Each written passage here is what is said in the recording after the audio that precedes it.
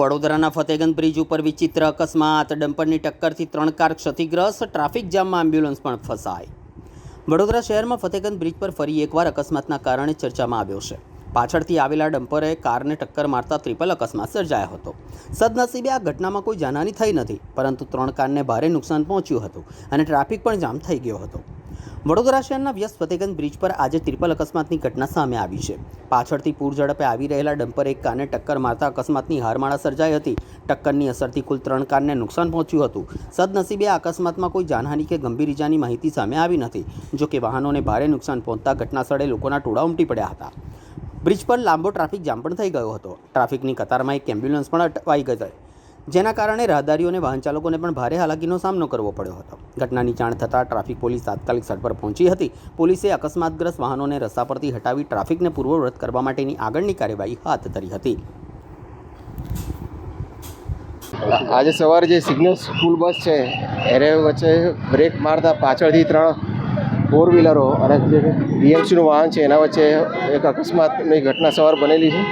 અને હાલ જે છે ટ્રાફિક પોલીસે આવીને ટ્રાફિકનો વાહન વ્યવહાર છે પૂર્વવત કરાવી દીધો છે અને જે છે કાયદેસરની કાર્યવાહી છે નિયમ અનુસાર હાથ ધરવામાં આવનાર છે. ખાસ કરીને ટ્રાફિકના અવેરનેસ કરવાના કાર્યક્રમ બી કરતા હોય તો પણ છતાં પણ અકસ્માતના ઝોન વધતા રહે છે. શું છે અકસ્માત આ જે છે આખી ટેકનિકલ જગ્યા મિકેનિકલ આખું જે છે ફોલ્ટ છે એમાં જે ડ્રાઈવર આગળ બ્રેક મારી એની તપાસ કરીને કયા કારણોસર એને બ્રેક મારવી પડી છે તપાસ કરીને આગળ ચાલુ કરવામાં આવશે. આ જગ્યા જ પડી ઘટના બની, જે તમે જગ્યા જોઈ રહ્યા છો ત્યાં આગળ બસ ઊભેલી અને અમે એની પાછળ બ્રેક મારીને ઊભા રહેલા.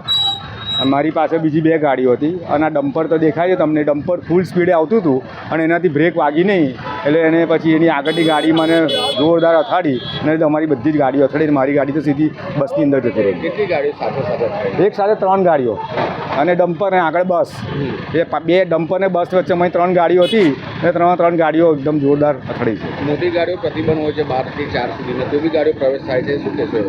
હવે કોર્પોરેશનના પેટનું પાણી તો હાલતું નહીં, ભ્રષ્ટ શાસકો છે બધા, એમને ક્યાં સામાન્ય પ્રજાની પડી છે જ કશી એમને. એ લોકો એમના હપ્તામાં રસ છે એમને. પોલીસને બી દેખાય છે, પોલીસ બી કશું બોલતી નથી.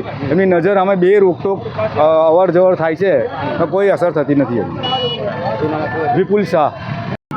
સાહેબ, આ હું દિલ્હી આ રૂટ ઉપર જઉં છું, પણ દિલ્હી આ ડમ્પરવાળાનો બહુ પ્રોબ્લેમ હોય જ છે.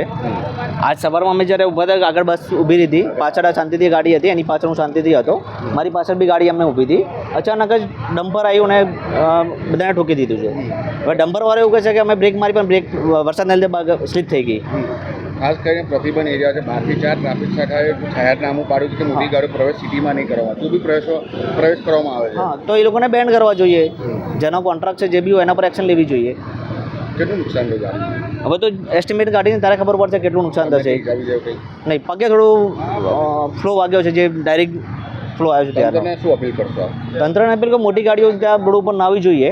અને જે બી આવા એક્સિડન્ટ થાય છે, આની પહેલાં બી 15 દિવસ પહેલાં એક્સિડન્ટ થયા હતા, એ બી આવું ડમ્પર જ હતું. ત્યાં એ દિવસે 2 એક્સિડન્ટ થયા, કે મહારાષ્ટ્રની ગાડી થ્રુ અને એક ડમ્પર જ હતું. ત્યારે બી સેમ આ ટાઈપનું ડમ્પર હતું, વીએમસીનું ડમ્પર હતું, ત્યારે બી સેમ એક્સિડન્ટ થયા હતા. ગુણવંત સોલંકી.